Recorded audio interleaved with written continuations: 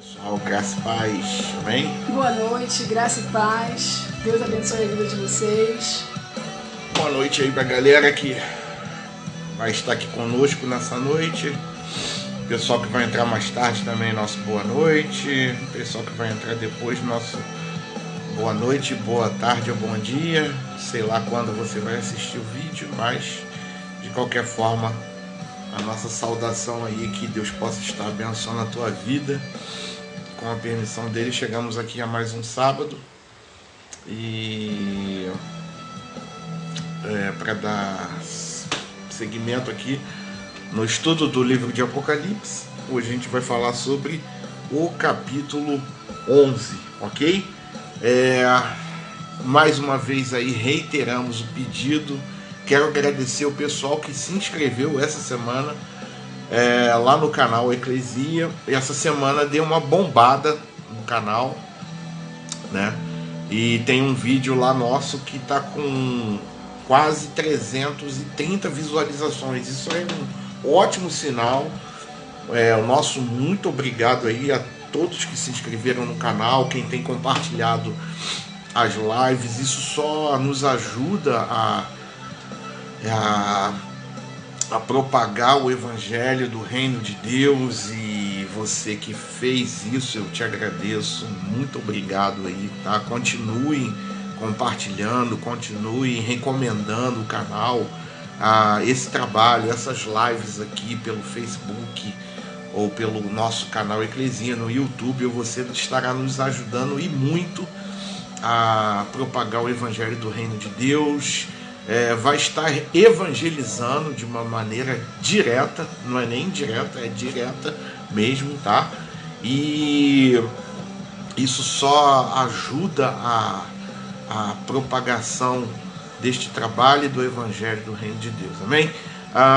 Abraço aí o pessoal que já está chegando aqui na área. Marinês, abração, Marinês. Deus te abençoe, Deus minha abençoe. querida. Abraço aí em toda a família, em todos aí, tá bom? O João Luiz também, nosso amigo, grande João. Abração, João, Deus te abençoe. Deus te abençoe, meu amigo, e que ele possa falar conosco nessa noite, né, através desse estudo. Boa noite aí também, Marinês, para vocês. Graça e paz Graça também. E paz, abençoe. Um beijão aí em todo mundo aí, nas netas, nos filhos, em todos, nos genros. Amém. Nora. Tenho certeza que essa noite não vai ser diferente. O Espírito Santo vai estar falando no nosso coração, abrindo a nossa mente, os nossos olhos, tocando lá no profundo do nosso coração, porque é muito bom a gente compartilhar a palavra de Deus, né? O evangelho verdadeiro, genuíno, não que só a gente que tem essa missão de fazer, né? Outras pessoas também têm feito aí um ótimo trabalho, tá?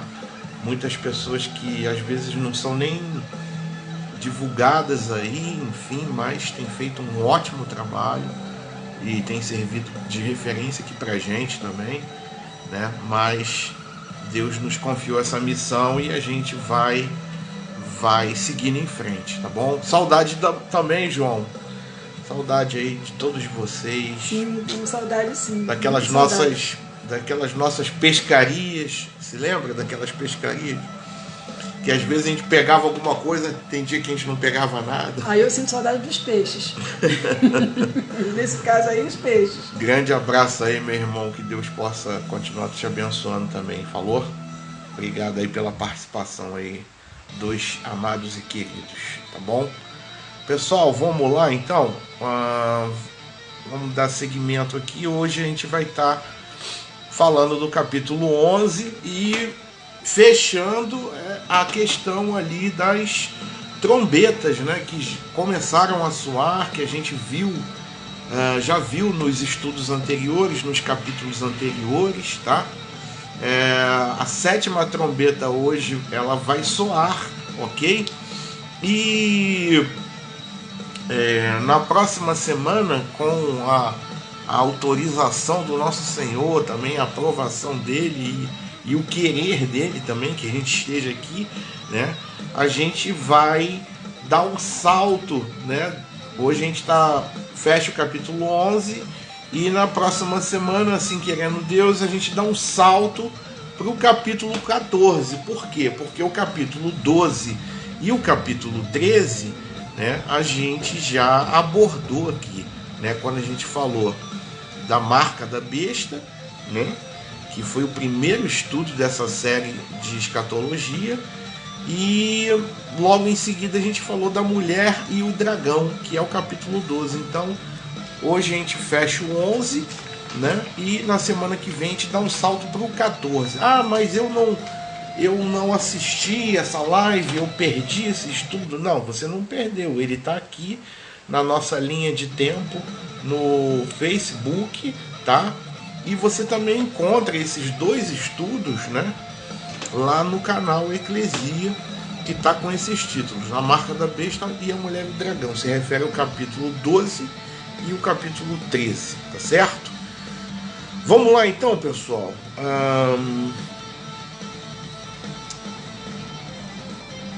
Capítulo 11, aqui a gente vai fazer a leitura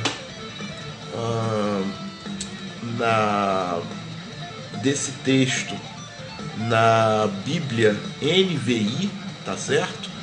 É a nova versão internacional, até para a gente compreender de forma assim mais clara, né? Não que as outras traduções estejam erradas, não é nada disso, mas é uma linguagem assim mais, vamos dizer assim, entendível. Ela traz alguns termos assim que as outras traduções usam um português assim muito rebuscado, enfim, tá certo? Vamos lá então. Bom, Apocalipse capítulo 11. Deram-me um caniço semelhante a uma vara de medir, e me foi dito: vá e meça o templo de Deus e o altar, e conte os adoradores que lá estiverem. Exclua, porém, o pátio exterior, não o meça, pois ele foi dado aos gentios. Eles pisarão a cidade santa durante 42 meses. Versículo 3: darei poder às minhas duas testemunhas, e elas profetizarão durante 1260 dias, vestidas de pano de saco. Estas são as duas oliveiras e os dois candelabros que permanecem diante do Senhor da terra. Versículo 5: se alguém quiser lhes causar dano, da boca deles sairá fogo que devorará os seus inimigos. É assim que deve morrer qualquer pessoa que quiser causar-lhes dano. Estes homens têm poder para fechar o céu, de modo que não chova durante o tempo em que estiverem profetizando, e têm poder para transformar a água em sangue e ferir a terra com toda sorte de pragas, quantas vezes desejarem. Quando eles tiverem terminado seu testemunho, a besta que vem do abismo os atacará e irá vencê-los e matá-los. Os seus cadáveres ficarão expostos na rua principal da grande cidade, que figuradamente é chamada Sodoma e Egito, onde também foi crucificado o seu Senhor. Versículo 9: durante 3 dias e meio, homens de todos os povos, tribos, línguas e nações contemplarão seus cadáveres e não permitirão que sejam sepultados. Os habitantes da terra se alegrarão por causa deles e festejarão, enviando presentes uns aos outros, pois esses dois profetas haviam atormentado os que habitavam na terra. Mas depois dos 3 dias e meio, entrou neles um sopro de vida da parte de Deus, e eles ficaram de pé, e um grande terror tomou conta daqueles que ouviram. Então eles ouviram uma forte voz do céu que lhes disse: subam para cá, e eles subiram para o céu numa nuvem, enquanto seus inimigos olhavam. Naquela mesma hora houve um forte terremoto, e 1/10 da cidade ruiu. 7.000 pessoas foram mortas no terremoto. Sobreviventes ficaram aterrorizados e deram glória a Deus do céu. O segundo ai passou, o terceiro ai virá em breve. O sétimo anjo tocou a sua trombeta e houve altas vozes no céu que diziam: o reino do mundo se tornou de nosso Senhor e do seu Cristo, e ele reinará para todo sempre. Os 24 anciãos que estavam assentados em seus tronos diante de Deus prostraram-se sobre os seus rostos e adoraram a Deus, dizendo: graças te damos, Senhor Deus Todo-Poderoso, que és e que eras, porque assumiste o teu grande poder e começaste a reinar. As nações se iraram e chegou a tua ira, chegou o tempo de julgares os mortos e de recompensares os teus servos, os profetas, os teus santos e os que temem o teu nome, tanto pequenos como grandes, e de destruir os que destroem a terra. E o versículo 19, então foi aberto o santuário de Deus no céu, e ali foi vista a arca da sua aliança, houve relâmpagos, vozes, trovões, um terremoto e um grande temporal de granizo, ok? Bom, queridos, o capítulo 11 aqui, em questão, que a gente vai estudar aqui nessa oportunidade, ainda é o interlúdio antes do toque da sétima trombeta, tá? E a gente viu que no capítulo 10, semana passada a gente falou sobre isso, né?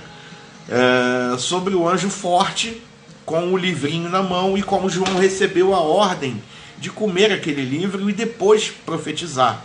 E a gente aprendeu que esse gesto, este símbolo, né, já que o livro de Apocalipse é recheado de símbolos e figuras de linguagem, né, e a gente tem que interpretar desta forma, tá? Não pode interpretá-lo de uma forma literal, senão a coisa ficaria muito complicada. A gente aprendeu que essa situação de João ter que comer o livro e depois profetizar é que a igreja ela precisa o quê? Interiorizar a palavra. A palavra ela precisa estar aqui dentro, tá certo? Comer a palavra e proclamar essa palavra. Por quê? Conforme foi dito também no capítulo 10, essa palavra ela é doce e também amarga. Doce para quem proclama essa palavra e amarga para quem rejeita essa palavra. E ela traz vida, mas também traz juízo. E aqui no capítulo 11, nós veremos de forma viva o quê? A missão da igreja no mundo.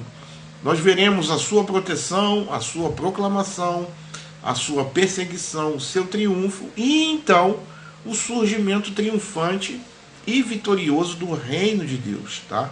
E esse capítulo ele pode ser analisado através aqui de alguns quadros ou cenas, tá bom? E a gente já vai ver a primeira cena aqui, ou o primeiro quadro, tá certo? Um abraço aí para minha mãe que está assistindo. Um abração. Graça e paz, que Deus abençoe aí todos vocês, tá bom? Se entrou mais alguém aí, se identifique pra gente mandar um abraço aqui, tá certo?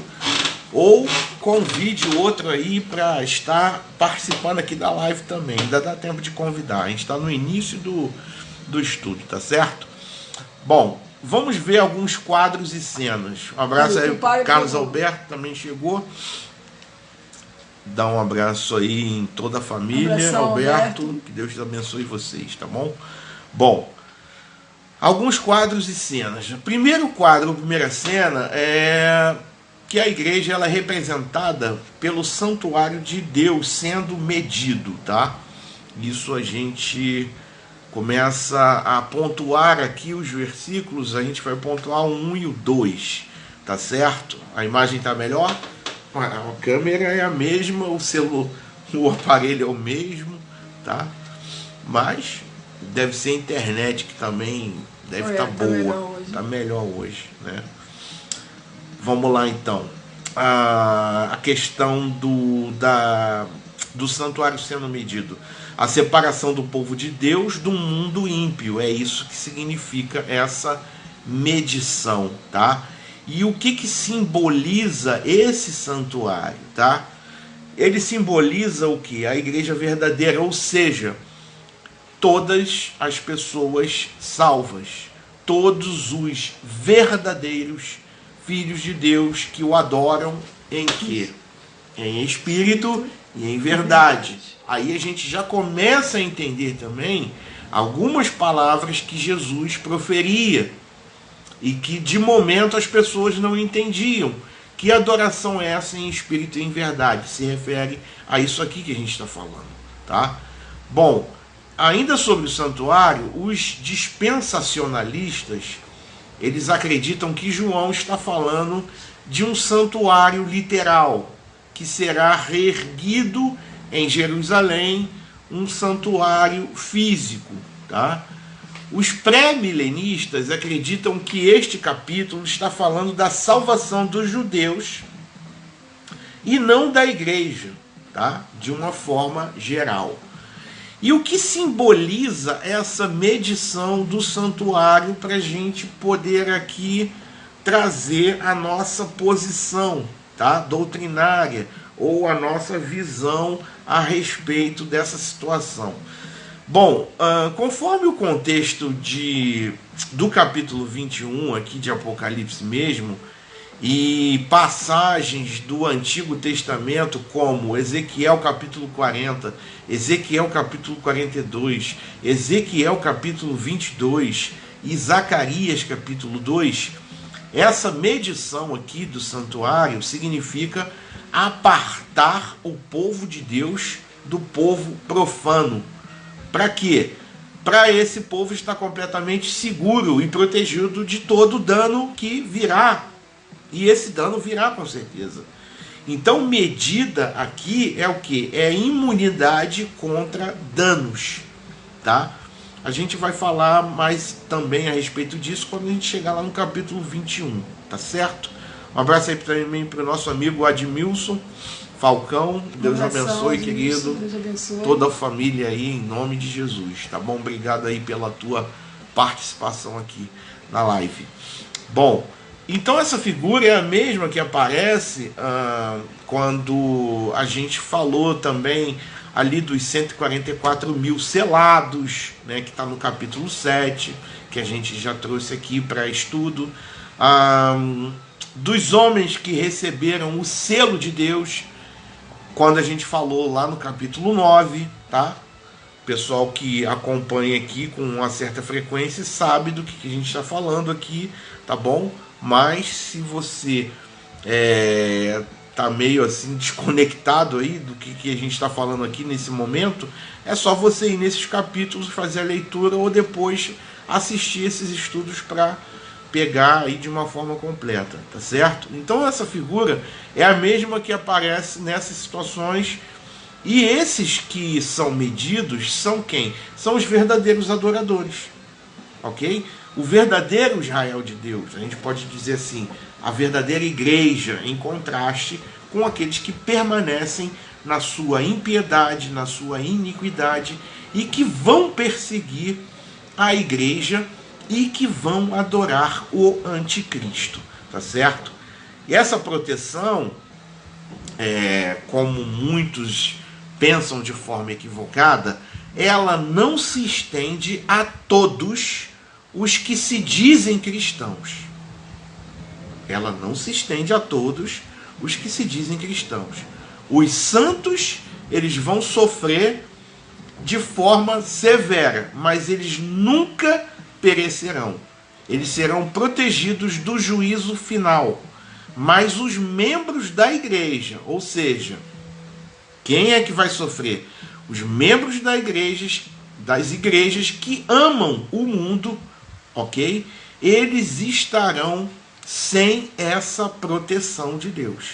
Então essa galera aí, cara, que ama o mundo, Que se diz, né? que se diz cristão só porque frequenta um templo, Tá só porque salvo, vai ao assiste templo, o culto, né? só porque assiste o culto, acha que está salvo, Assiste live. assiste lives, né? Ou dá lá a sua oferta, Ou até pregam mesmo, ou até até falam. pregam, ou estão em cima de púlpitos pregando, ensinando, tá?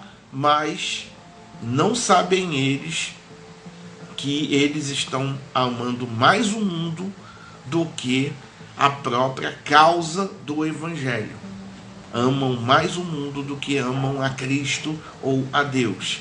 Esses estarão sem proteção. Por isso que essa proteção, ela não se estende a todos aqueles que se dizem cristãos. Então, muito cuidado aí, tá?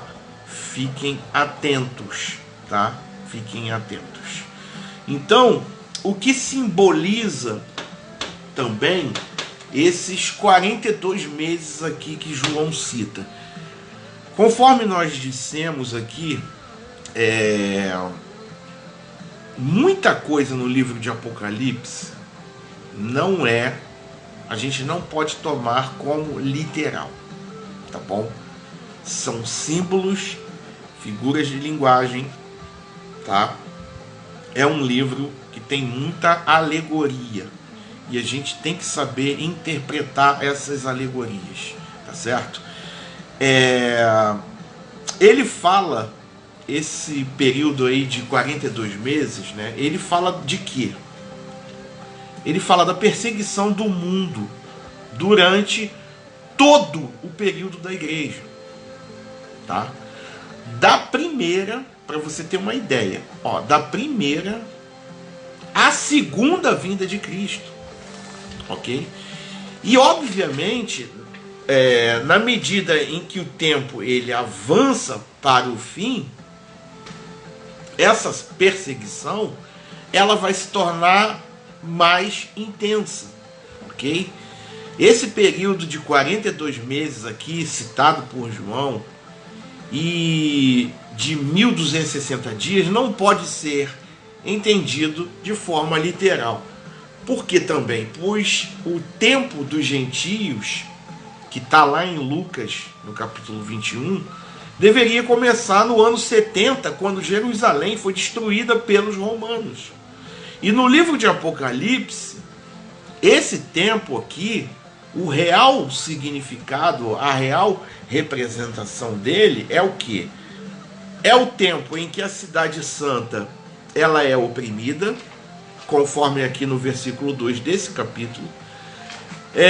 Ele representa também o tempo em que as duas testemunhas elas vão executar o seu testemunho, que está aqui no versículo 3.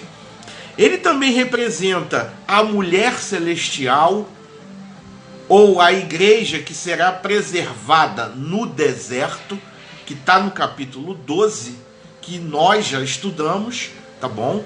Depois você procura aí.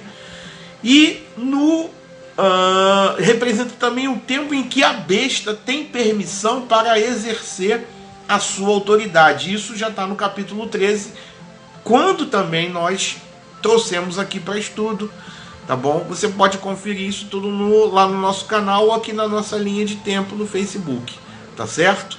Ou, se quiser fazer a leitura aí já de imediato para você conferir, confirmar se é isso mesmo, tá? O tempo em que as duas testemunhas executarão o seu testemunho, está aqui no versículo 3. O tempo que a cidade santa é oprimida, está no versículo 2 desse capítulo. Quando fala sobre a mulher e o dragão, o tempo que a igreja, né, porque a mulher representa a igreja, e será preservada no deserto ali, capítulo 12 de Apocalipse, tá? E a questão da besta, de ter a permissão para exercer a sua autoridade, está lá no capítulo 13, ok? Então tudo isso aí está representado nesse período de tempo.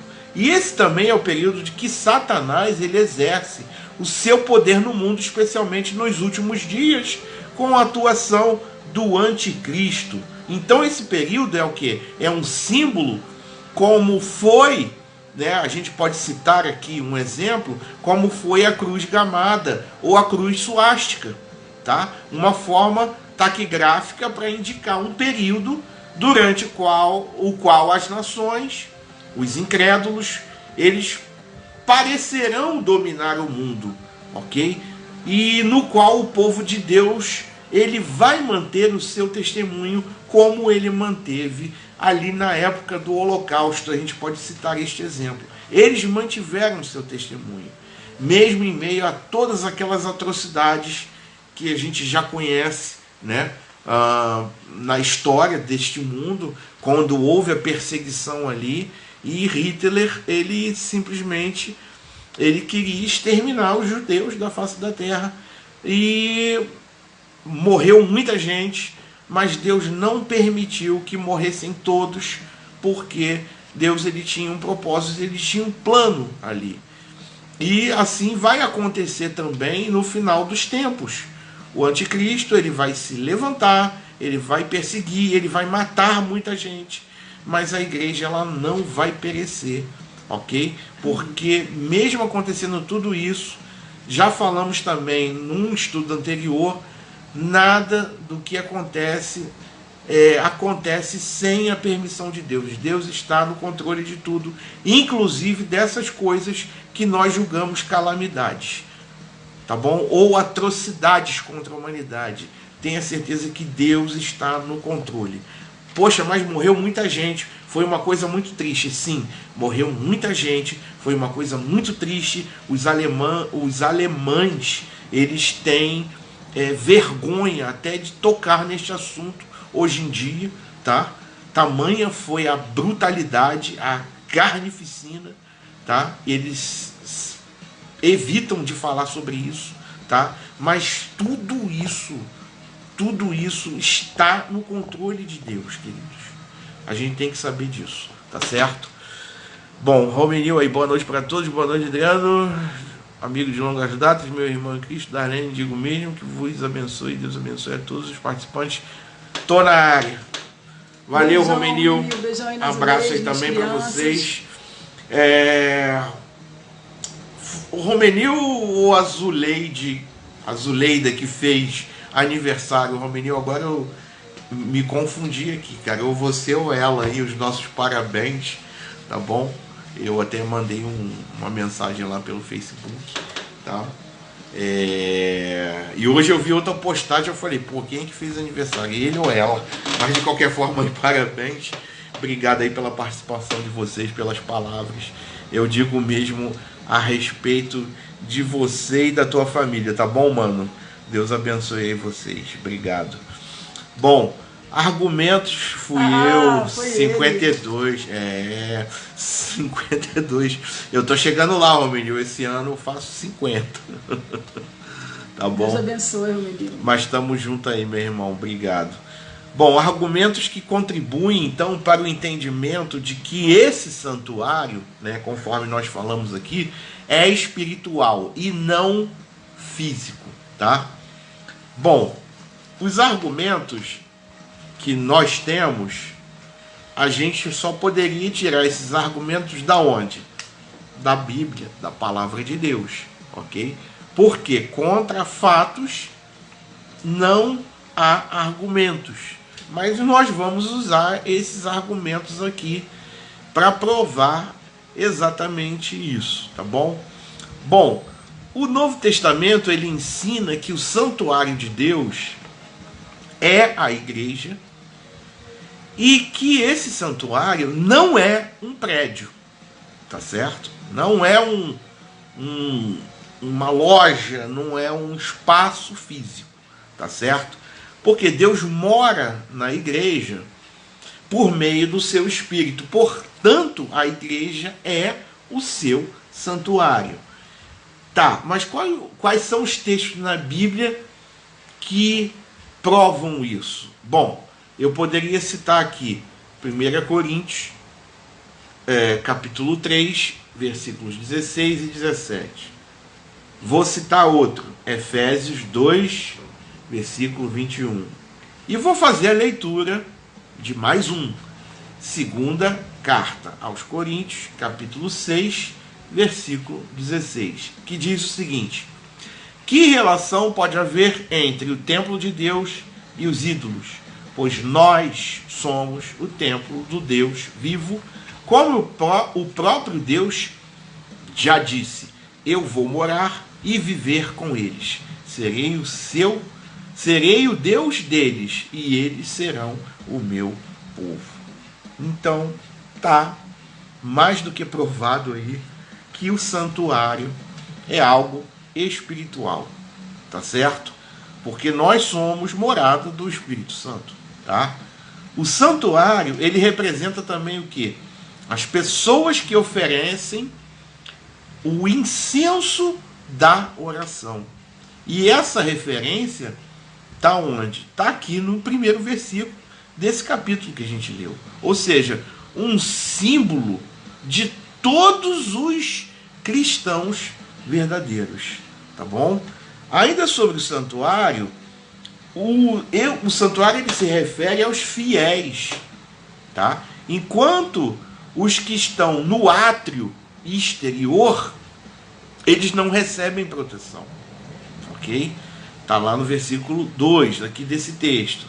Então, tanto o santuário como o átrio exterior refere-se a pessoas e não a um edifício físico. Tá certo? Bom, a Darlene agora vai ainda dar mais algumas informações aqui a respeito dessa questão do santuário. Tá bom? Então, todos os salvos são contados, selados e protegidos. Tanto o contar como o selar e o medir são figuras da proteção da igreja. Assim, a verdadeira igreja na terra, o santuário espiritual, é simbolizado pelo santuário terreno de Israel, assim como o Israel físico é símbolo da igreja verdadeira. Esta interpretação concorda com o simbolismo do Velho Testamento, lá em Ezequiel 43 e 47. Ezequiel fez uma representação da igreja como corpo de Cristo. Assim, na figura do santuário, a igreja é o povo que adora a Deus. E na figura das testemunhas, a igreja é o povo que proclama a palavra de Deus perante as pessoas. A igreja é o povo que fala a Deus e aos homens. Amém? Então essa interpretação, ela concorda. Essa interpretação que aqui a gente citou, ela concorda com o simbolismo do Velho Testamento. Ezequiel, capítulo 43 e capítulo 47, ele faz uma representação da igreja, tá? E assim, na figura do santuário, a igreja é o povo, né, que presta adoração a Deus, e na figura das testemunhas, a igreja é o povo que proclama a palavra de Deus perante as pessoas. Com isso, a gente já começa a entrar aí nessa questão também das duas testemunhas, que uns falam que vai ser Elias e Moisés, outros falam que vai ser Elias e Enoque. E então a gente já começa a entrar aí nessas figuras. As duas testemunhas são figuras, são símbolos também. A gente não pode levar para o literal, tá bom?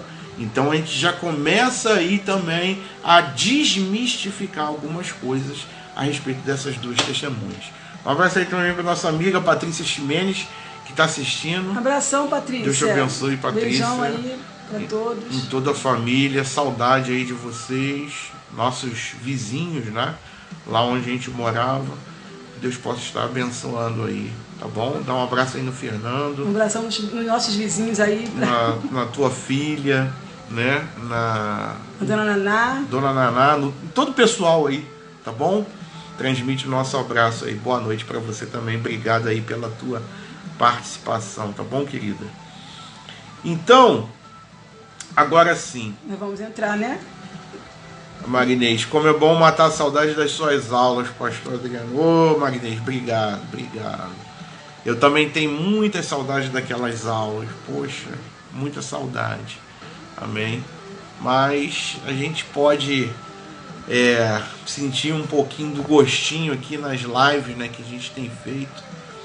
E olha, Deus tem assim ensinado muito a gente, né? Porque antes da gente ensinar, a gente precisa também aprender. O Fernando também está assistindo. Fernando está assistindo. Deus abençoe, meu querido. Abração, Fernando. Deus te abençoe. Obrigado aí pela participação, pela audiência aí de vocês também, tá bom? Muito obrigado aí mesmo. Bom, falando agora sobre as duas testemunhas e desmistificando aqui algumas coisas, tá bom? Não é que sejam interpretações, eu não gosto. Entrou. Ieda, um abração, Ieda, Deus te abençoe. Ieda Gonçalves, Deus te abençoe, nossa amiga aqui em Portugal, brasileira, mas está aqui com a gente, né? Está aqui na luta com a gente em Portugal. Deus te abençoe, querida. Obrigado aí pela tua participação também, tá bom? Não é que sejam interpretações erradas, tá? É porque muitas pessoas interpretam isso aqui de uma forma muito literal. Não tem como fazer isso, tá? São símbolos, novamente falando, são figuras de linguagem, tá bom? Bom, quem são essas duas testemunhas aqui? Agora pontuando do versículo 3 ao 14, tá? Uns entendem que aqui João ele está citando Enoque e Elias, tá? Alguns acreditam assim em virtude de que esses foram os dois homens que foram para o céu e foram sem experimentarem a morte, tá bom? Outros entendem que não é Enoque nem Elias, mas que se trata de Moisés e Elias. E essa descrição aqui, ela tem um rico simbolismo. Na verdade, João ele vê essas duas testemunhas com características desses dois profetas, tá certo? Elias é apresentado no verso 5 e 6, e Moisés é representado na parte B do versículo 6, tá? Tem esse pensamento. Outros ainda entendem que essas duas testemunhas se referem ao Antigo e ao Novo Testamento, como defende o Martin Lloyd Jones, tá? Que é um escritor muito conceituado, mas nessa aqui eu não concordo muito. Por quê? Porque fala que as testemunhas, né, elas vão morrer, elas vão ser expostas ali em praça pública, as pessoas vão fazer pouco caso e depois elas vão ressuscitar. Como que o Antigo e o Novo Testamento vão morrer e ressuscitar e depois ascender aos céus? Então é complicado essa teoria ou esse pensamento, tá bom? Bom, a posição que nós defendemos, e eu não estou querendo nos colocar aqui como donos da verdade, tá bom? Mas a posição, porque hoje a gente pode dizer que a gente adotou a posição reformada, tá bom? Nós entendemos que elas falam, que essas duas testemunhas, elas falam, e elas representam testemunho da igreja. E eu pergunto para você, quem é a igreja? A gente viu aqui sobre o santuário, que o santuário, ele não é físico, não é o templo, tá bom? A gente sempre bate nessa tecla aqui de que a igreja também, ela não é quatro paredes. Quem é a igreja? A igreja é eu. A igreja é você, ok? Nós somos os testemunhos, as testemunhas, ok? Dessa glória, desse evangelho. A gente não dá testemunho do evangelho? Então, a igreja, ela é o próprio testemunho, ou as testemunhas. Moisés e Elias, e a gente poderia aqui fazer uma troca, né? Moisés poderia representar a lei e Elias os profetas. A lei e os profetas, elas representam o quê? Toda a igreja, ok? E essas duas testemunhas são quem? São o povo de Deus na terra. Somos nós, tá bom? A igreja de Deus no mundo, o povo de Deus entre as nações. E são aqueles para quem o evangelho é doce, tá bom? Em meio àqueles para os quais o evangelho ele é amargo. Por isso que quando João come o livro, ele falou, olha, na língua ele é doce, mas quando ele desce para o estômago ele se torna amargo, fazendo justamente um paralelo aí nessa questão. Para nós o evangelho é doce, mas tem muita gente que o evangelho ele se torna amargo, tá certo? Então essas duas testemunhas, eles aqui está falando de quem? Da igreja. Porque o povo de Deus é chamado em Apocalipse de 12 tribos. O povo de Deus em Apocalipse tem um símbolo dos 7 candeeiros ou dos 7 candelabros, que são as 7 igrejas. Nós já estudamos sobre isso. O povo de Deus em Apocalipse, né, é chamado de quê? De reis e sacerdotes. E agora, aqui, o povo de Deus é chamado de quê? De santuário de Deus, conforme nós vimos, e também de quê? De 2 testemunhas. As testemunhas somos nós. Ok? Entenderam essa questão agora? Então, essa coisa de Elias, de Enoque, isso aí são algumas interpretações que não tem muita base. Porque se a igreja somos nós, então as testemunhas também somos nós. Ok? Márcio aí também, um abraço, meu cunhado. Abração, Márcio. Graça e paz aí também para vocês. Alberto fez uma pergunta: existe uma teoria para ser anjos? Nananina não. Anjos de forma nenhuma. Anjos de forma nenhuma. Porque se fosse anjo, Alberto, teria que se encarnar. Teria que se encarnar, morrer e depois ressuscitar e subir aos céus.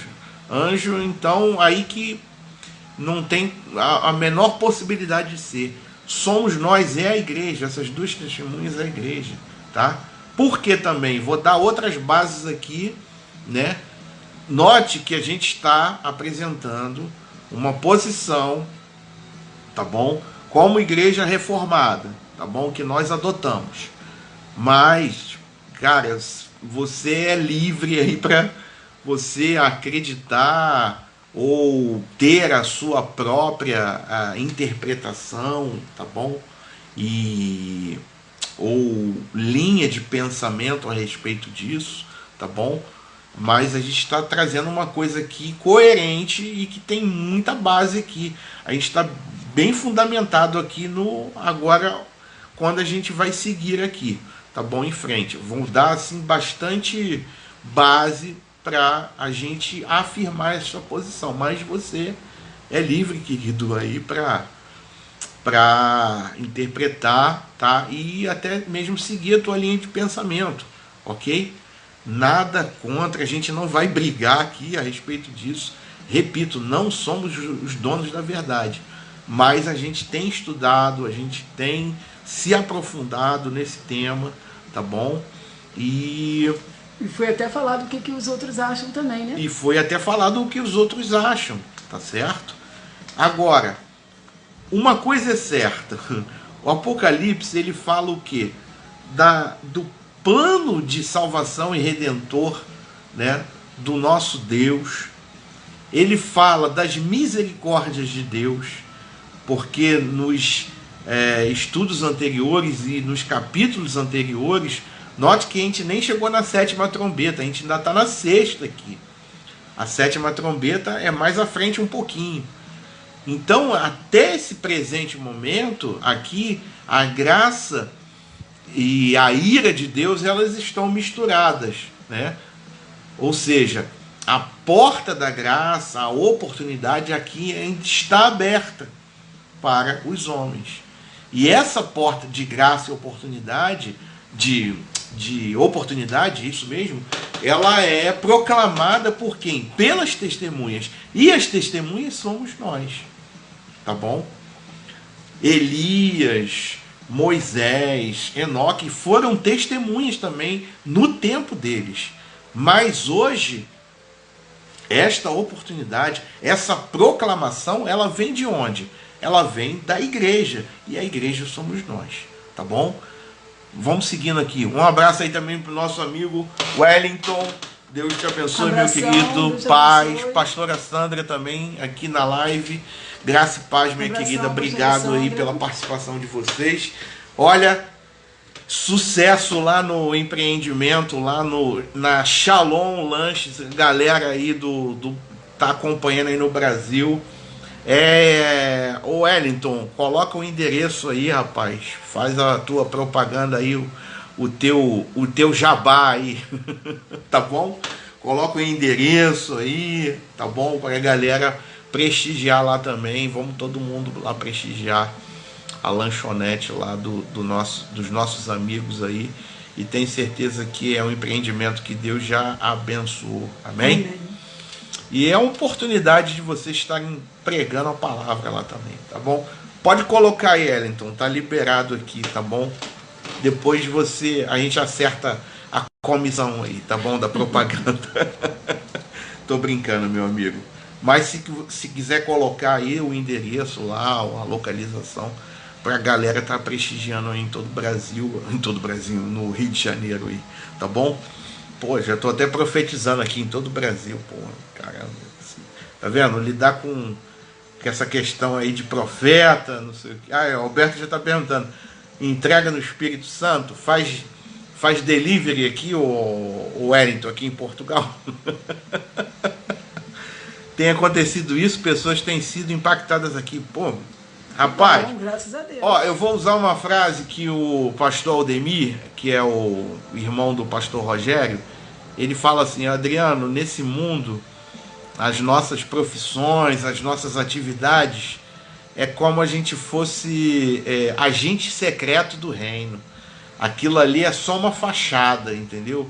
A gente usa a nossa profissão, a nossa atividade para proclamar o evangelho, entendeu? Então é isso aí mesmo, meu irmão. É isso mesmo, tá bom? Deus abençoe aí vocês. Alberto, né? Podrão da salvação. Vem tinha que ser ele, tinha cara. que ser. Tinha que ser ele. Ele não resiste, né? A pessoa... Pastora Sandra, Deus tem sido bom, pessoas estão voltando para cá. Então, a pessoa veio Mas ferida, é isso né? mesmo. E sai dali curado. Olha só. Ainda faz um lanche abençoado, gostoso, alimento para o corpo e pra alimento para a alma e para o espírito. É isso aí mesmo, que Deus, sabe, continue bombando isso daí, ok? E serve também, né, para abençoar vocês, tá bom? Para abençoar vocês. Ou seja, é Deus provendo todas as coisas, amém? Vamos lá então. Então, o povo de Deus tem todos esses títulos. Outras bases aqui. 2 testemunhas era o método também que era usado por quem? Por Cristo Jesus, para testemunho ao mundo. Aí, novamente, a questão das testemunhas, ok? E uma questão só recebia validade pelo testemunho de 2 pessoas. E essas 2 testemunhas aqui falam da igreja como uma poderosa agência missionária durante toda a época evangélica presente. E como isso pode ser provado?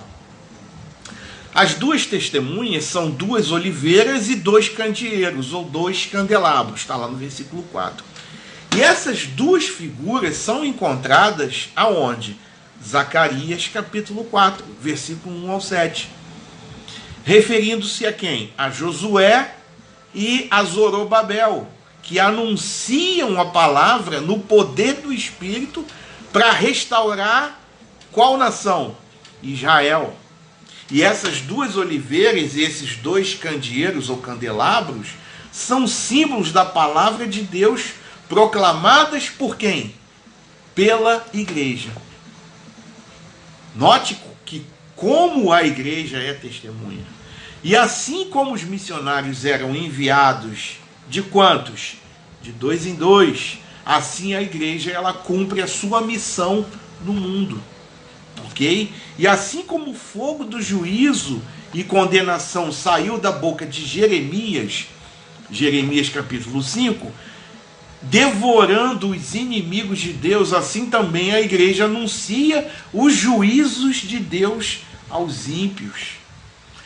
Não está satisfeito? Então toma aí mais uma. Assim como Elias orou e o céu se fechou, e Moisés recebeu autoridade para converter a água em sangue, assim também quando o mundo rejeita a mensagem da igreja ou das testemunhas, ele se expõe ao juízo de Deus, porque nós somos perfumes de vida para a vida, mas também somos aroma de morte para a morte. Amém? Então, a questão das duas testemunhas aí está bem claro de quem se trata. Não é Elias, não é Enoque, não é Moisés. Tá bom? Essas testemunhas é a igreja de Deus aqui na terra. Tá bom? Agora, a gente viu lá o desfecho, né, do que vai acontecer com essas testemunhas. Tá bom? A igreja será indestrutível até cumprir de forma cabal a sua missão. Agora já no versículo 7. A igreja, ela vai ser indestrutível até completar o seu trabalho. Ninguém poderá destruir a igreja de Deus até ela completar a sua carreira. A igreja é provada, mas não desamparada, tá bom? As testemunhas são preservadas até concluírem o seu testemunho, tá? E a proclamação do evangelho é aquilo que mantém a igreja de pé.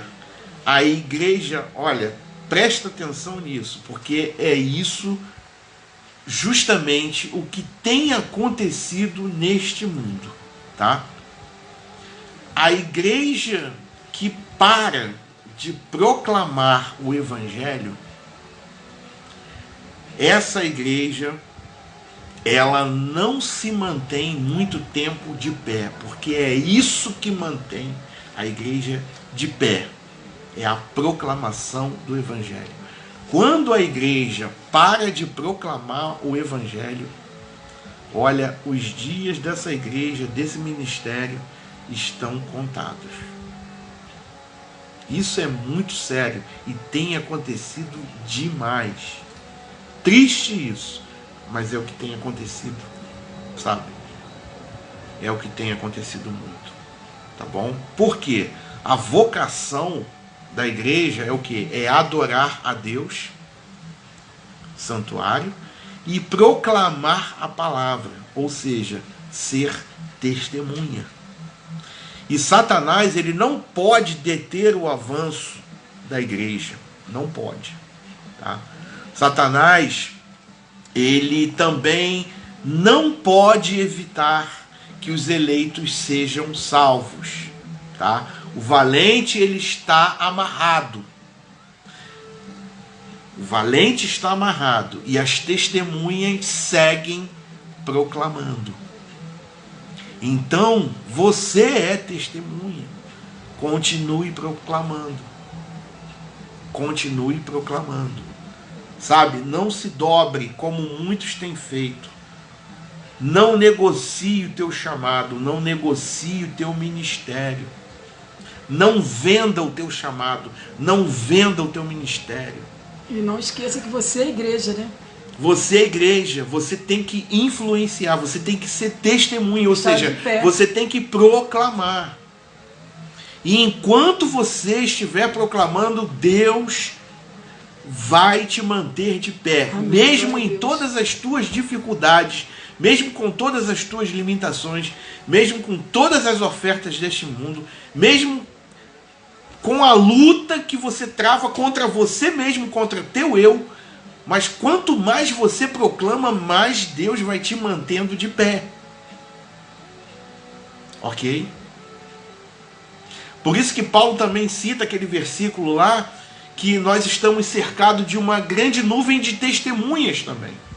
Ou seja, tem outras pessoas fazendo isso, você não está sozinho. Mas não deixe, não cale sua boca, não, cerre seus lábios, continue proclamando o evangelho, continue proclamando a verdade, porque uma hora a verdade vai bater em quem tem que bater e vai gerar libertação nessa pessoa, nessa família, neste bairro, nesta nação.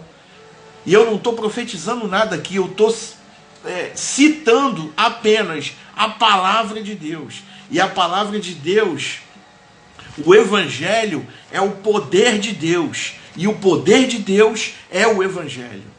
Ambos são a mesma coisa. Mas muitos não têm feito isso. Muitos têm feito outras coisas, muitos têm trabalhado apenas com entretenimento do povo e trazido práticas em que não vai acrescentar em nada na vida das pessoas, sabe? Em detrimento à pregação do evangelho. Como testemunhas proclamando e propagando aquilo que Jesus ensinou aos apóstolos. Isso, infelizmente, hoje tem sido deixado de lado. Por isso que muitos estão sucumbindo, por isso que muitos estão caindo e não se levantando, têm ficado pelo caminho prostrados, derrotados, humilhados, porque simplesmente pararam, não estão mais proclamando o evangelho, ok? Mas ainda existem muitos remanescentes. Exatamente, Romenil, obrigado aí pela tua contribuição. Não podemos deixar que as pedras clamem. Exatamente isso. A Patrícia também falou exatamente. ali, né? Amém. Palavra perfeita, exatamente. Devemos evangelizar o tempo todo, incansavelmente. Exatamente. Em qualquer lugar, né? As pessoas pensam que é só dentro da igreja. Mas como não, disse o apóstolo Paulo, há tempo e fora de tempo. Em qualquer lugar. Em qualquer lugar. Sabe?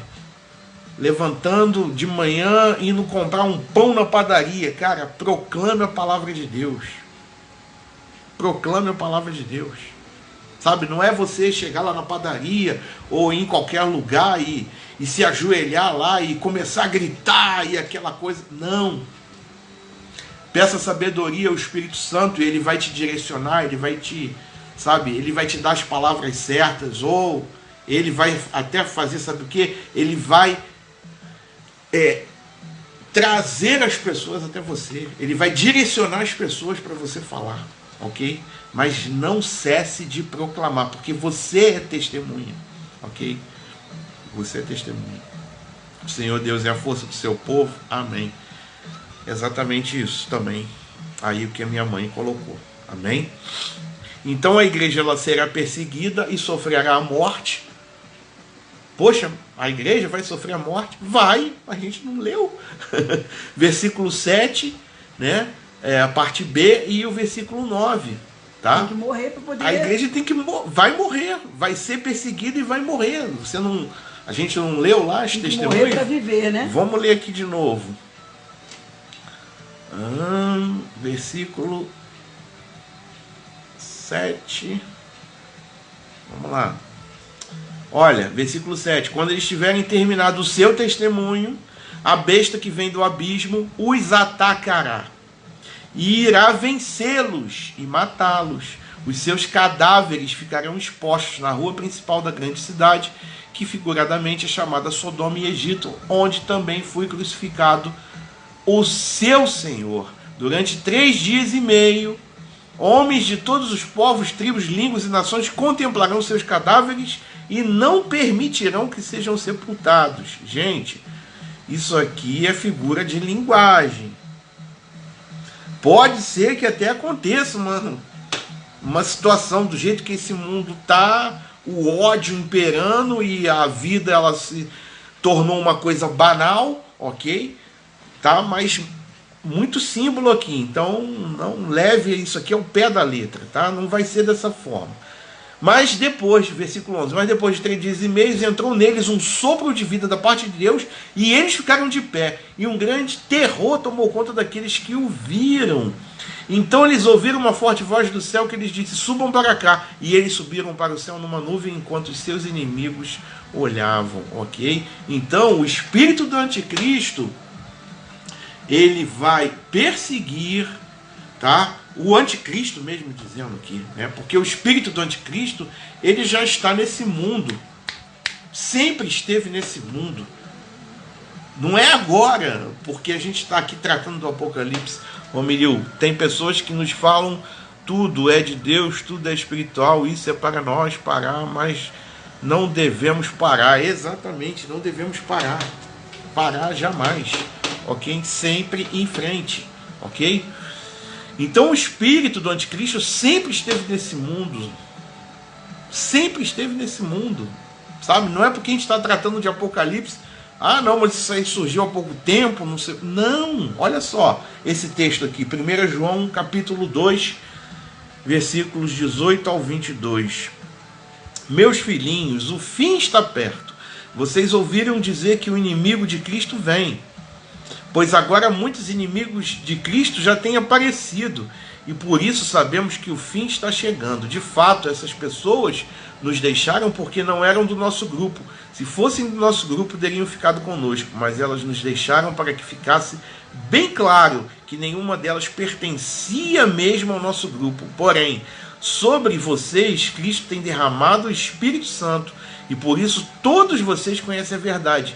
Portanto, eu escrevo a vocês, mas não é porque não conhecem a verdade. Pelo contrário, é porque a conhecem e sabem que nunca nenhuma mentira vem da verdade. Então, versículo 22, quem é mentiroso?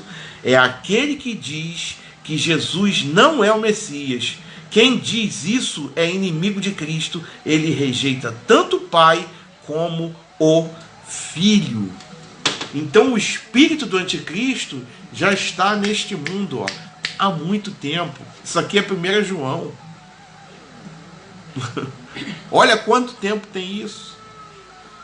E dizemos aqui mais, e dissemos isso na live que a gente falou sobre a marca da besta. Já tem muitas pessoas que estão marcadas, porque a marca da besta não é algo físico, é algo espiritual e é algo de mente, de pensamento, de posicionamento. Quem é o anticristo? Anticristo já está falando, é anti o Cristo, ou seja, é o inimigo de Cristo. É aquele que rejeita o Pai, assim como rejeita o Filho. Então já tem muitas pessoas que estão marcadas.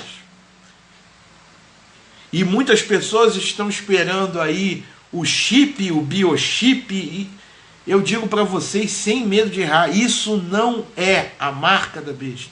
A marca da besta é algo aqui na mente. São pensamentos, são atitudes, são posições como essa aqui que nós lemos nesse texto de 1 João. É aquele que se põe contra Cristo. É aquele que rejeita a mensagem da cruz.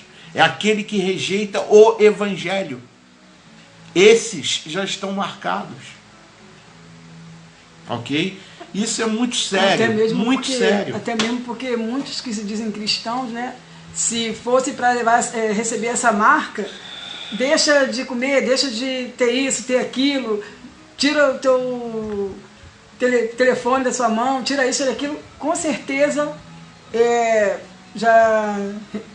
já iriam negar, né, Jesus. Porque tem pessoas que não aceitam negar nada. Ok? Então esse espírito de oposição, sim, ele vai se encarnar, né, na pessoa da besta nos últimos tempos, né, nos últimos dias, e vai perseguir de forma terrível a igreja. Sim, vai se levantar um líder mundial, né, em que esse espírito ele vai encarnar nele e ele vai fazer ali sinais e maravilhas. Aí tem aquela questão ali de 7 anos, né, 3 anos e meio de paz, e depois ele vai se revelar e vai perseguir a igreja, enfim. Mas isso é assunto mais para frente, também para a gente tratar, tá bom? Mas esse espírito, ele já está aí, ó, há muito tempo. E quantos anticristos nós tivemos ao longo da nossa história, ok? Alberto aqui colocou, é lembrar da marca de Caim. É um tipo também de marca do anticristo, ok? Não que seja a marca ali que Deus, né, colocou em Caim, não é? A gente não está falando disso, né? A gente está falando de uma questão de pensamento, de mente. Ele já foi marcado, né? Ali, né? Já teve... Exatamente. Então o anticristo, ele vai fazer guerra, tá, contra os santos e os vencer. Tá lá no capítulo 13, porque ele é um homem da iniquidade, ou o homem iníquo, né, conforme é citado lá em 2 Tessalonicenses, no capítulo 2, e ele vai querer, e ele vai exigir ser adorado como Deus, ok? Aí referência de Daniel 9 e Apocalipse também no capítulo 13. E bem próximo ao fim da história, haverá uma terrível matança contra a igreja, e a igreja dará todas as evidências de estar por baixo. E Jesus disse que se esse tempo não fosse abreviado, a igreja ela não suportaria. Isso está lá em Mateus, no capítulo 24. E a igreja ela vai sofrer, mas ela continuará indestrutível. Nem mesmo essa matança que vai haver ficará fora do desígnio de Deus, pois o anticristo é dado a vencer, tá? Capítulo 13 também de Apocalipse. O diabo e seus agentes, a gente tem que lembrar que eles só podem agir sob a permissão de Deus, tá bom? E ainda para embasar essa questão de testemunhas, a palavra testemunha no grego, sabe qual é como ela é escrita no grego? Ela é escrito martíria. Isso te faz lembrar alguma coisa? Dos mártires, né? Traz o significado de proclamador e mártir. Ok? Então, aqueles que foram jogados lá no Coliseu romano, em que eram soltos ali feras e devoravam aqueles homens, mulheres e até crianças, né? E até mesmo bebês eram devorados ali por leões. Esses nossos irmãos, sabe, que foram martirizados, eles também eram as testemunhas. E olha, isso vai acontecer no final dos tempos. E muitas pessoas falam, as coisas vão melhorar, não sei o quê. Pois é.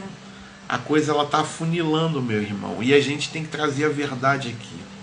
Não adianta a gente colocar maquiagem, não adianta a gente camuflar aqui uma coisa, sabe? Que a gente sabe que pela palavra de Deus a igreja ela vai passar por estes momentos, ok? E os crentes, ao morrerem, assim como aconteceu com os mártires, eles vencerão o diabo e o anticristo, ok? Olha, mas vencendo, morrendo, sim, vencendo, morrendo, tá?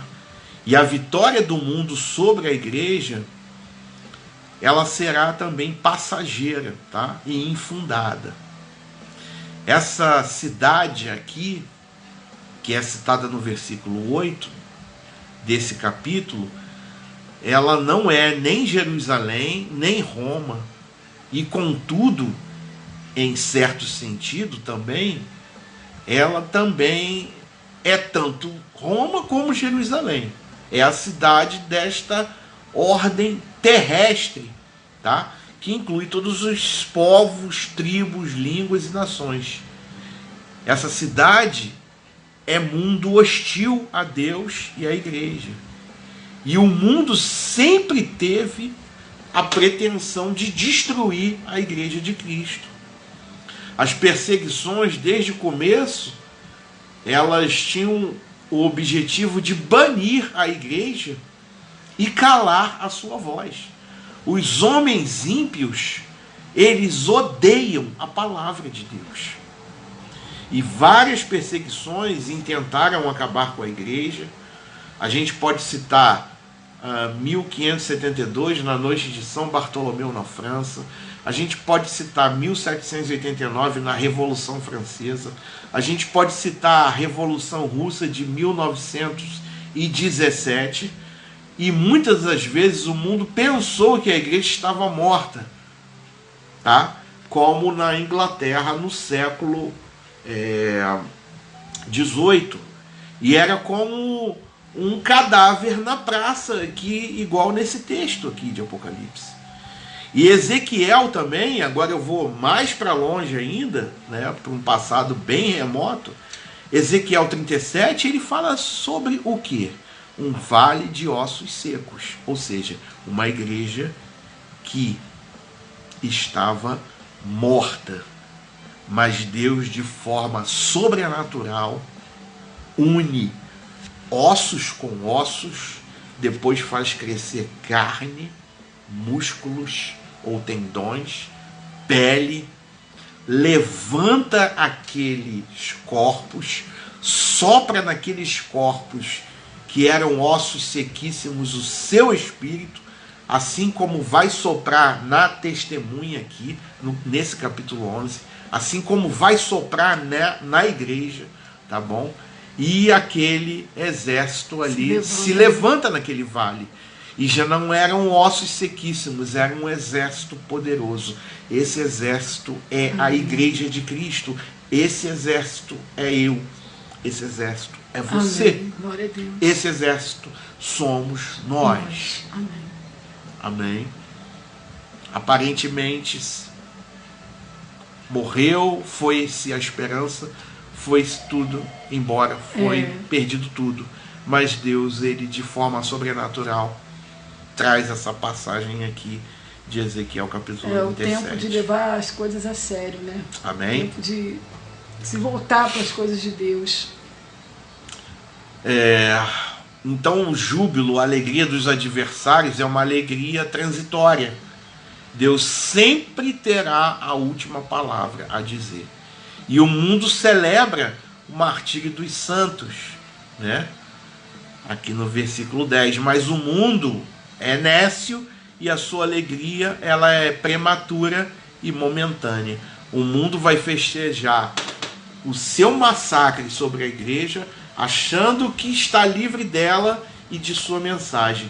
Mas a igreja, ela vai ressurgir, a igreja, ela vai ascender e a igreja, ela se assentará no trono para julgar o mundo. Os acusados, aí no versículo 10, esses que são acusados, esses que são perseguidos, né, são e serão transformados em terror desses acusadores. Amém? O Marinês colocou: o vale dos ossos secos tipifica muito bem a igreja do Senhor Jesus Cristo. Amém. Amém. Exatamente isso. Assim como aconteceu no vale dos ossos secos, aqui no capítulo 11 fala que Deus, ele vai soprar sobre essas testemunhas, e essas testemunhas, para o pavor, né, e o tremor de muitos, vai se levantar, vai ressurgir, vai se assentar no trono, e a história aqui, ela vai se reverter. A igreja, ela vai se tornar o terror dos acusadores. A igreja, ela vai se tornar o tormento daqueles que a perseguem, daqueles que a perseguiram. E a igreja, ela vai julgar este mundo junto com o nosso Senhor Jesus Cristo. Amém? Bom, versículo 11, a gente tem a ressurreição gloriosa da igreja, né? Esses 3 dias e meio também a gente não pode levar de forma literal, porque é um número simbólico. A igreja que experimentou a comunhão no sofrimento de Cristo, agora ela também vai experimentar o poder de sua ressurreição. E em conexão com a segunda vinda de Cristo, tá? Serão restituídos à igreja vida, honra, poder e influência. Mas para o mundo, a hora da oportunidade terá passado para sempre, tá? A vinda de Cristo e a ascensão da igreja, ao contrário do que muitos pensam, né? A ascensão e a ascensão da igreja e a vinda de Cristo serão visíveis para o mundo inteiro, tá? Aí no versículo 12, tá? Não há aqui menção de um arrebatamento secreto. E tem gente que acredita em arrebatamento secreto. Olha, isso não vai acontecer. Não vai acontecer, tá? O mundo inteiro vai ver, tá bom? Cristo desce e a igreja sobe na mesma nuvem de glória. E isso está de acordo com o ensino de 1 Tessalonicenses, capítulo 4, versículo 15 e 17, aqui, para a gente embasar isso que a gente está falando. Tá bom? Então, como é que vai ser o arrebatamento? Aqui, ó, dessa forma aqui, ó. Olha, de acordo com o ensinamento, 1 Tessalonicenses 4, 15 ao 17, de acordo com o ensinamento do Senhor, afirmamos a vocês o seguinte: nós, os que estivermos vivos no dia da vinda do Senhor, não iremos antes daqueles que já morreram, porque haverá o grito de comando e a voz do arcanjo e o som da trombeta de Deus.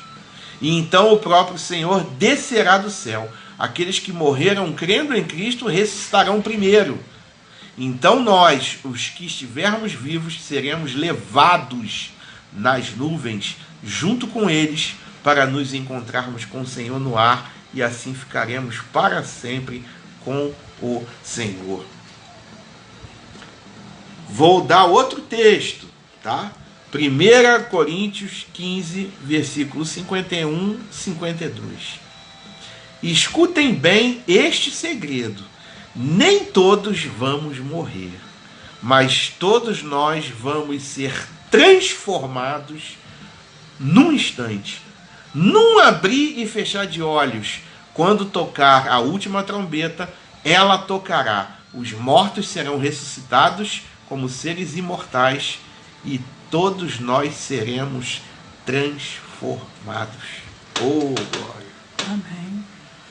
Glória a Deus. Amém? Ou seja, todos os santos, todos os mártires têm sido encorajados com a certeza da ressurreição, do arrebatamento e da glória celestial. E essa é a nossa bendita esperança. Amém? Ossos Secos me fez lembrar o falecido pastor Cláudio Claro. Amém? Olha, eu não lembro, Alberto, de uma música do Cláudio Claro falando sobre os ossos secos. Também não lembro, não. Agora, assim, de momento, não estou me lembrando, não. Coloca aí a música, o título aí da música, para ver se eu me lembro. Assim, de momento, eu não estou lembrando, não. Tá? O Cláudio Claro eu me lembro. Ah, tá, profetiza. É verdade. É verdade. Cara, tu tá ficando velho, né? Eu nem lembrava dessa música. Vale dos Ossos Secos, no encontro com Deus, mas era da Ludmilla, né? Acho que era da Ludmilla. Ludmilla. Mas o Cláudio Claro, agora eu tô me lembrando. Sim, tem uma música. Tem uma música que fala sobre isso. Vamos lá, então. Vamos partir agora para o final do estudo. Bom, então a questão do arrebatamento está muito bem claro isso aí. Não tem nada de arrebatamento secreto, sabe? E vai ser dessa forma aí que o apóstolo Paulo colocou, ok? A campainha está tocando aqui, a Darlene teve que se ausentar para ver quem é. Vamos lá. Versículo 13 e 14. O terror indescritível dos ímpios. Tá? A alegria do mundo, ela se transforma rapidamente em grande temor. Por quê? A terra, ela está tremendo. E é o mesmo quadro se a gente for fazer a gente pode fazer um paralelo com o capítulo 6 de Apocalipse, tá? O terremoto aqui também, ele precede o juízo final, tá? Os ímpios são cobertos de terror, eles dão glória a Deus, mas não porque se convertem. Porque esses ímpios, ou esses, né, que se dizem cristãos, são como Nabucodonosor, que muitas das vezes deu glória a Deus, mas não era convertido. E o mundo, ele está maduro para o juízo, porque apesar da sua impenitência, ainda rejeitou esse testemunho da igreja e perseguiu e matou os fiéis, aqui conforme o versículo 7. Então, meu irmão, acabou, não tem mais chance para esses. Versículo 15 e 18 ao 18 agora. O anjo, ele toca, olha aí, o anjo, ele toca a 7ª trombeta, tá bom? A alegria dos remidos. O que significa essa 7ª trombeta? A alegria dos remidos e o pavor dos ímpios. Porque quando o anjo toca essa 7ª trombeta e ocorre o arrebatamento, conforme nós lemos aqui nesses textos aqui de Paulo, quando ocorrer o arrebatamento da igreja, a igreja, ela é retirada da terra. Consequentemente, quem é retirado da terra? O Espírito Santo. Neste momento aqui, que a trombeta, a 7ª trombeta, ela é tocada, o que acontece com a porta da graça? Ela é fechada. Ou seja, a partir deste momento, não existe mais possibilidade de arrependimento. Né? De arrependimento. Quem se arrependeu, se arrependeu. Quem se arrependeu, se arrependeu. Quem não se arrependeu vai sofrer os flagelos de Deus.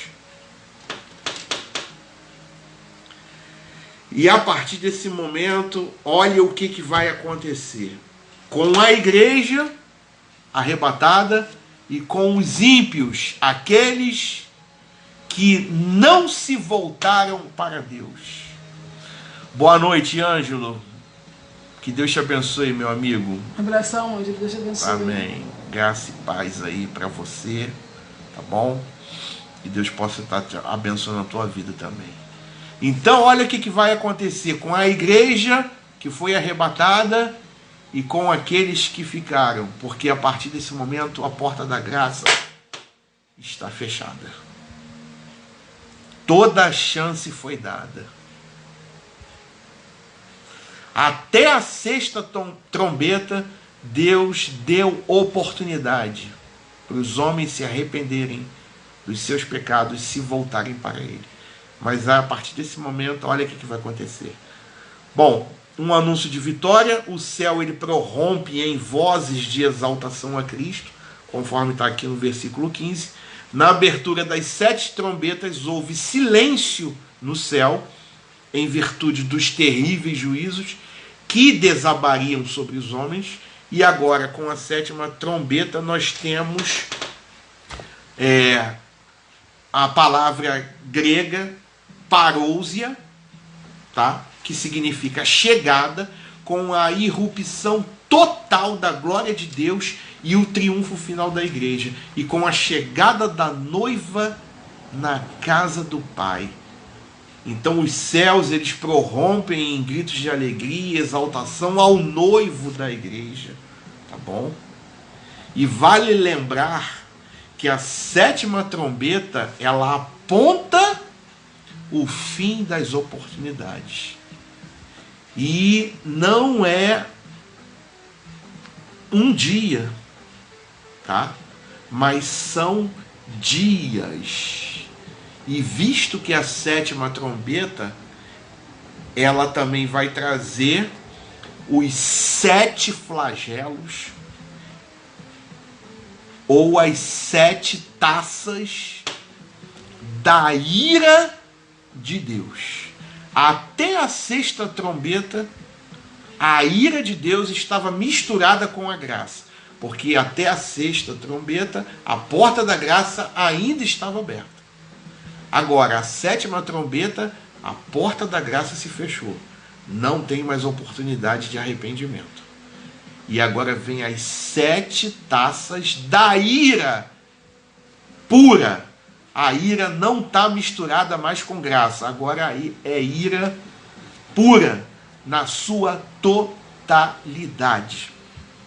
Mas isso é um assunto para o próximo estudo, quando a gente vai falar das 7 taças da ira de Deus.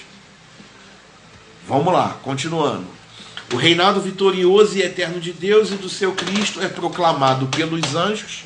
O reino de Deus está presente, tá? Mas ainda não na sua plenitude. Deus, ele sempre reinou. Cristo jamais deixou de ter todo o poder e toda a autoridade. Mas esse poder e essa autoridade que ele exerce no universo nem sempre se manifestou. Cristo, ele se despojou de sua glória, ok? A gente sabe disso. A gente sabe que Cristo se fez servo, que ele morreu na cruz, que ele foi sepultado, que ele ressuscitou, que ele voltou ao céu.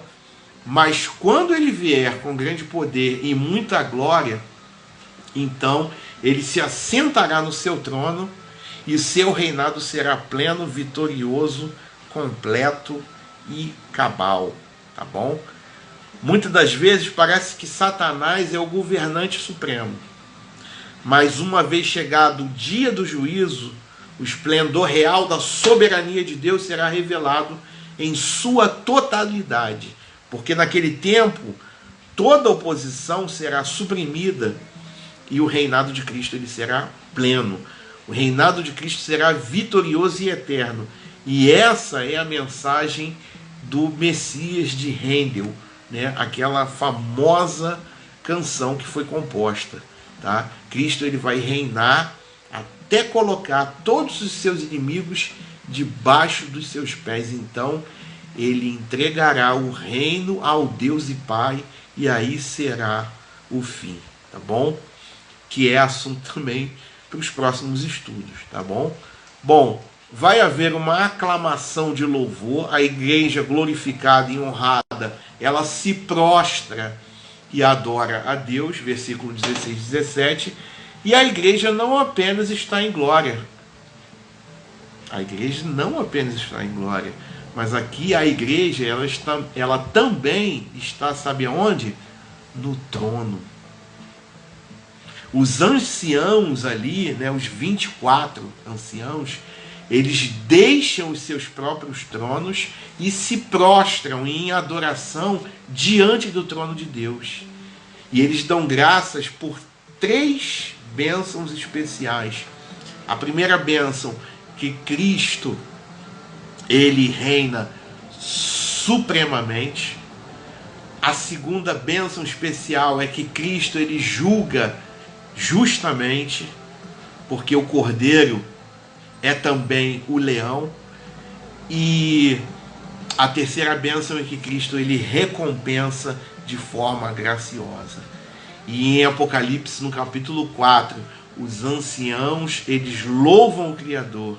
Em Apocalipse capítulo 5, os anciãos eles adoram o Redentor. E agora aqui no capítulo 11, a ênfase é sobre o conquistador e rei, o nosso Senhor Jesus Cristo. Amém? Amém? A igreja ela anuncia as cenas do juízo final, aonde as glórias da igreja serão contrastadas com o tormento dos ímpios. Isso quer dizer o quê? Olha só que situação. Enquanto os santos estão dando graças, os ímpios eles estão enfurecidos. Em Apocalipse, no capítulo 11, os ímpios estão perseguindo a igreja. No mesmo capítulo, agora no versículo 9, eles estão se alegrando porque mataram os membros da igreja. Agora aqui no versículo 18, os ímpios eles estão furiosos porque a igreja está na glória. Os ímpios não ouviram as testemunhas, ou seja, os ímpios não ouviram a igreja. Os ímpios não escutaram a voz de advertência, nem abandonaram seus pecados. Por isso, quando chega o juízo, eles estão cheios de fúria, enquanto a igreja está dando graças e adorando a Deus. Amém? Enquanto os santos recebem galardões, os ímpios eles são destruídos. Os santos ressuscitam para a vida, ressuscitam para a glória, mas os ímpios eles vão enfrentar o juízo e serão exterminados, não aniquilados, ou seja, eles serão banidos para sempre da face de Deus.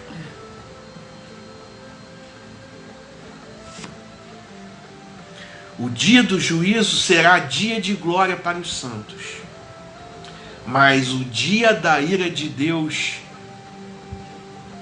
esse será para os ímpios. E esse dia já está determinado. Ele será dias de trevas e não de luz, para todos aqueles que desprezaram a Jesus e perseguiram sua igreja. Será o dia da ira de Deus. E essa sétima trombeta, queridos, é proclamada como o último ai. Isso porque as chances acabaram e agora não tem mais apelação. Tá? A igreja no céu em comunhão íntima com Deus, em contraste com os ímpios sendo atormentados.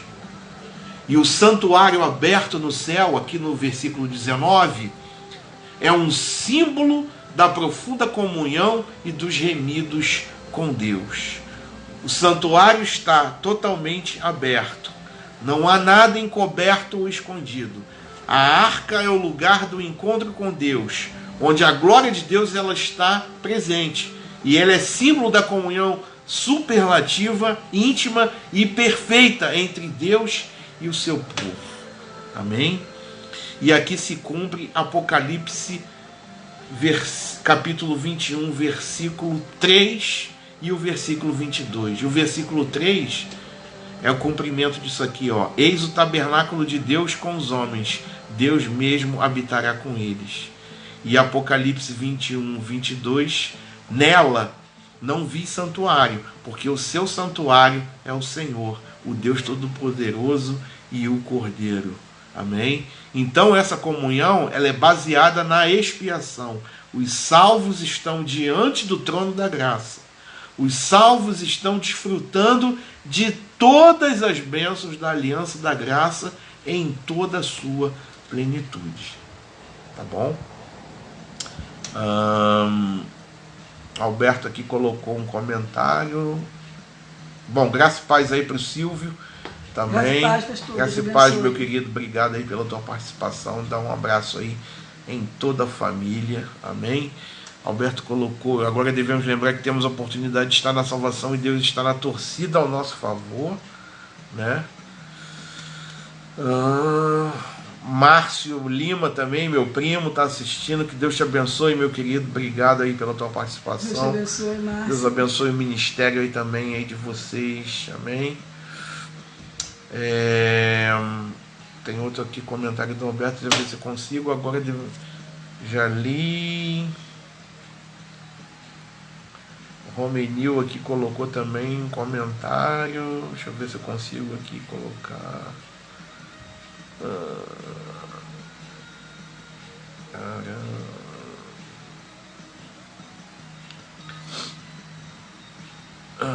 Vamos lá.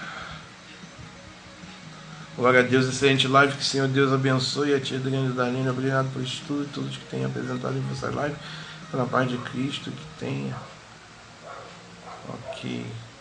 Magnês, que Deus continue abençoe suas vidas meus pastores. Darlene está muito charmosa.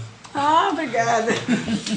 Beijo aí também para vocês. Obrigado aí, pessoal, pelos comentários. Deus abençoe aí. Romenil, que Deus possa te abençoar lá amanhã na escola dominical, tá bom? Se quiser usar alguma coisa aqui também para alertar os jovens lá, tá bom? pode fazer uso aqui. Então vamos lá para a gente terminar.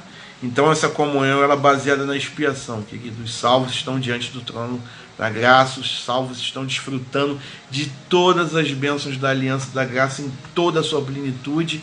E os ímpios, né? Para os ímpios, aquela mesma arca, aqui na parte B do versículo 19, símbolo da graça de Deus, ela agora é um símbolo de quê? Da ira de Deus. A ira de Deus agora se revela plenamente aos ímpios.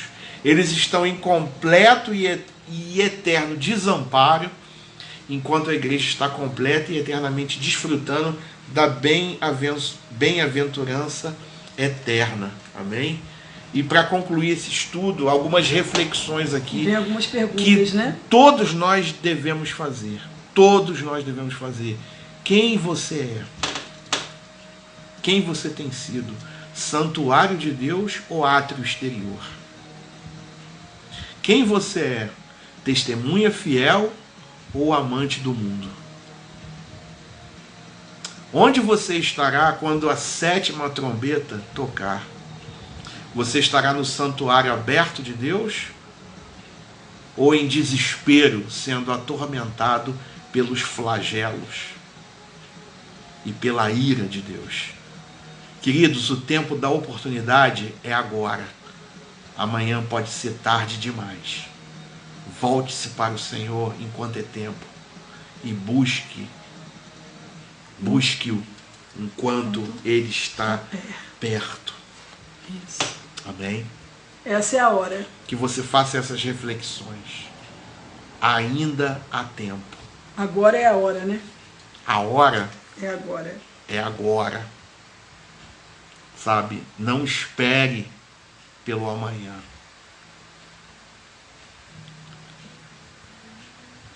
Se Deus está falando, se o Espírito Santo está falando com você, ouvidos, não endureça o teu coração. Amém. Amém. Foi falado muito na outra live, né? Quem tem ouvidos, ouça o que o Espírito está falando, está comunicando. Então ainda há tempo. Mas não faça como muitos aí que tem protelado.